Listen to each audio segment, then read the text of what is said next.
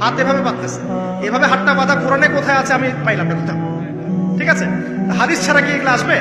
হাত বাঁধ, সেজদায় গিয়ে সুবহান রাব্বিয়াল আলা বলছে না, বলছে আসলামতু লিরাব্বিল আলামিন। এটা কোরআন থেকে বলছে।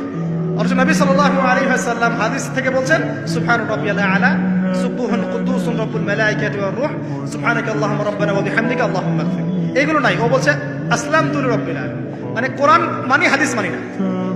এত বেশি পণ্ডিত হওয়ার দরকার নাই, এরা হচ্ছে ইচনা পাকা টাইপের পণ্ডিত।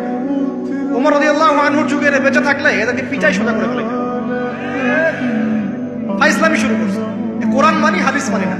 আল্লাহ পাক কোরআনে বলছেন ওয়া মা আতাকুমুর রাসূলু ফাখুযু, রাসূল যা দিয়েছেন তা গ্রহণ করো। ওয়া মা নাহাকুম আনহু ফান্তাহু, রাসূল যা নিষেধ করছেন দূরে থাকো। রাসূল যা দেন সেটা হাদিস না, রাসূল যা দেন সেটা সুন্নাহ না।